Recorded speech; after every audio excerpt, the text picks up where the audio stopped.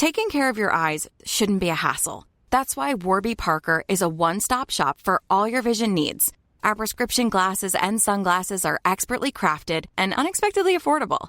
Stop by a nearby store or use our app to virtually try on frames and get personalized recommendations. Did we mention we offer eye exams and take vision insurance too? For everything you need to see, head to your nearest Warby Parker store or visit warbyparker.com today. That's warbyparker.com. Bonjour, ici Patrick Pierrat, éditeur d'InfoBref. D'abord, un mot d'excuse concernant le bulletin de nouvelles de mardi matin. J'ai réalisé seulement hier que ce bulletin que j'avais enregistré n'avait, par erreur, pas été mis en ligne. Désolé. À l'avenir, si un matin vous n'entendez pas ou ne voyez pas notre bulletin de nouvelles dans votre appli audio préférée alors que je n'ai pas prévenu qu'il n'y aurait pas de bulletin, n'hésitez pas à m'écrire à patrick@infobref.com. Par ailleurs, sachez que, à défaut de bulletin audio, vous devriez trouver le texte de ce bulletin, à quelques mots près, en page d'accueil de notre site infobref.com à partir de 5h du matin. Ceci étant dit, voici l'essentiel des nouvelles en ce jeudi 5 mars. Au Québec, la course se resserre entre le Parti québécois et le Parti libéral. Selon un sondage léger réalisé pour le journal et TVA, le Parti libéral du Québec talonne désormais le Parti québécois dans les intentions de vote pour les élections d'octobre prochain. Le Parti québécois arrive toujours en tête à 31%. Le Parti libéral, mené par son nouveau chef Charles Milliard, le suit de très près à 30%. Le Parti conservateur est troisième à 15%. La CAQ et Québec solidaire obtiennent respectivement 13 et 9%. Au Moyen-Orient, afin d'aider les citoyens canadiens à quitter la région pour échapper à la guerre contre l'Iran, le gouvernement fédéral est en train de mettre en place des places réservées à bord de vols commerciaux, là où ils volent encore, des vols nolisés affrétés vers des pays où le trafic aérien n'est pas suspendu, et des transports terrestres dans les pays où l'espace aérien est fermé. Les coûts des billets seront à la charge des Canadiens qui fuient les pays du Moyen-Orient. Plus de 100 000 Canadiens sont inscrits auprès du gouvernement fédéral comme étant présents dans la région. Les nouveaux tarifs douaniers américains devraient passer à 15% cette semaine. C'est ce qu'a indiqué hier le ministre américain des Finances, Scott Bessent.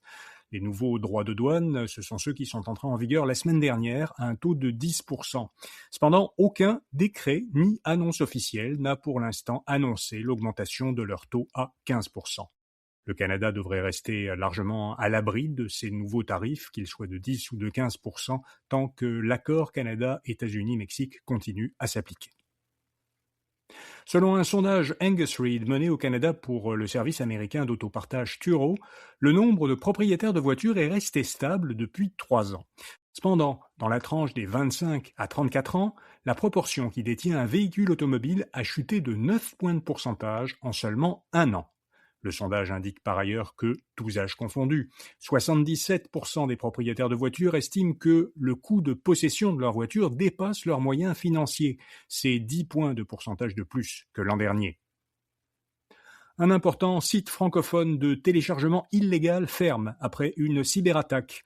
Le site YGTorrent, ça s'écrit YGG Torrent, qui permettait à ses utilisateurs de télécharger des fichiers, notamment de films, de séries et de logiciels, a été la cible d'un pirate informatique qui a détruit les serveurs du site. Selon plusieurs médias, le pirate était opposé au fait que le site avait récemment obligé ses utilisateurs à payer un abonnement. Lancé en 2017, YGTorrent était considéré comme le plus important site francophone de téléchargement de ce qu'on appelle des torrents, torrent. Sur Internet, un torrent, c'est un fichier qui peut être téléchargé en petits morceaux, provenant simultanément des ordinateurs de plusieurs autres utilisateurs, plutôt que d'un seul serveur central qui est géré par une entreprise ou bien une institution. Apple a présenté un nouveau MacBook, le Neo, qui est plus abordable que ses modèles existants d'ordinateurs portables. Contrairement aux MacBook Air et Pro, qui sont équipés de processeurs Apple de la série M, le nouveau MacBook Neo utilise la puce A18 Pro, la même que celle qui est installée dans l'iPhone. Le MacBook Neo, qui sera disponible à compter du 11 mars, coûtera entre 800 et 1000 $. Pour comparaison, les MacBook Air coûtent plus de 1500 $ actuellement et les MacBook Pro coûtent plus de 2400 $. Le fromage à poutine pourrait bientôt être une appellation réservée. Le Conseil des industriels laitiers du Québec, un organisme qui représente les transformateurs de lait, a entamé des démarches pour obtenir une indication géographique protégée pour le fromage à poutine produit au Québec. Plusieurs produits québécois, comme le cidre de glace et l'agneau de Charlevoix, sont déjà protégés par une indication géographique. Et on termine par une nouvelle qui n'est pas forcément une grande surprise, c'est que passer du temps au contact de la nature apaise le cerveau. C'est ce que démontre l'examen d'une centaine d'études par des chercheurs de l'Université McGill à Montréal et de l'Université Adolfo Ibáñez au Chili. Selon leur analyse, être au contact de la nature, ça change le traitement sensoriel, parce que les stimuli sont plus faciles à traiter pour le cerveau que ceux auxquels on est exposé en ville. De plus, ça réduit le stress, ça restaure l'attention et ça calme l'agitation mentale. Donc, plusieurs facteurs qui apaisent le cerveau. Les chercheurs soulignent qu'il existe de nombreuses façons de s'exposer à la nature, comme passer du temps dans un parc ou jardiner chez soi. Voilà, vous savez l'essentiel. Tout de suite après ce bulletin de nouvelles matinales, dans le flux du balado InfoBref Actualité et Affaires, vous trouverez un épisode éclairage politique qui a été publié hier, mercredi en fin de journée. J'y discute avec notre collaborateur Patrick White du conflit au Moyen-Orient. En 10 minutes, on fait le point sur la situation, on parle des motifs américains pour avoir attaqué l'Iran, des impacts économiques et financiers, de l'attitude du Canada et de la durée que pourrait avoir ce conflit. Bonne journée et à demain matin.